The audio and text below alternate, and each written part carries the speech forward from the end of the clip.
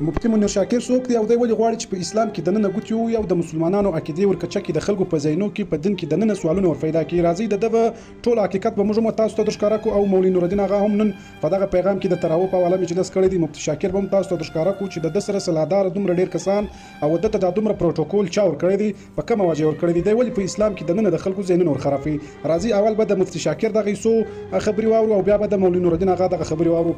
دغه پیغام ټوله در فایره سره وګورئ.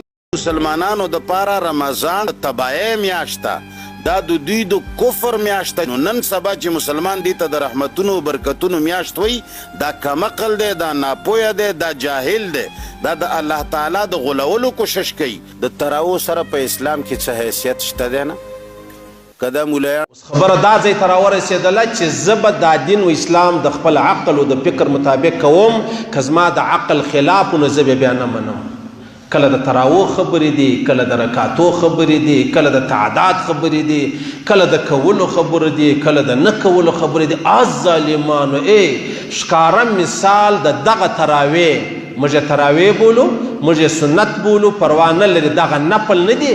دا په حرمینو کې د څو وخت څخه را روان دي او څو رکاته را روانولو.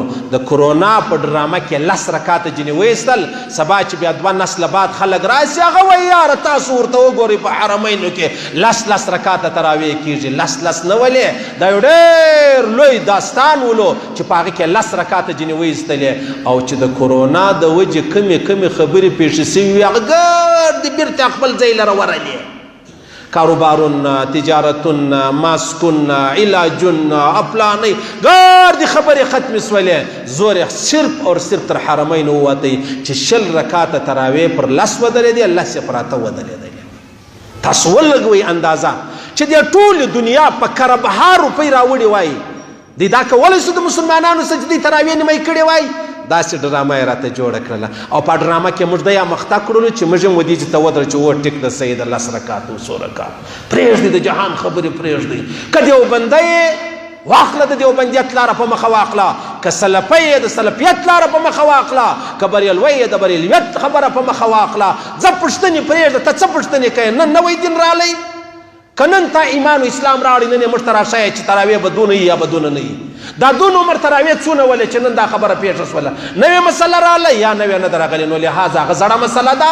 حضرت عمر فاروق رضی الله تعالی عنه چې کومه لاره اختیار کړې ده، موطا امام مالک را نقل کړي دي 10 رکعاته تراویح په جماعت سره چا کړي دي؟ حضرت عمر فاروق کړي دي. آمنا وسلمنا نور خبرې خلاص.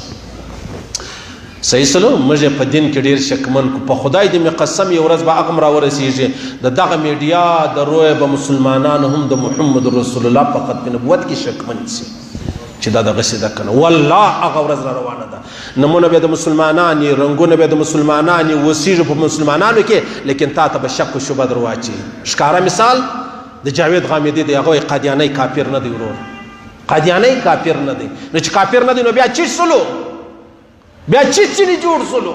خپل لاره مو پرېږدئ عزیزانو، که مې پرېښوله ذلیله به سئ، خوار به سئ او تباه به سئ.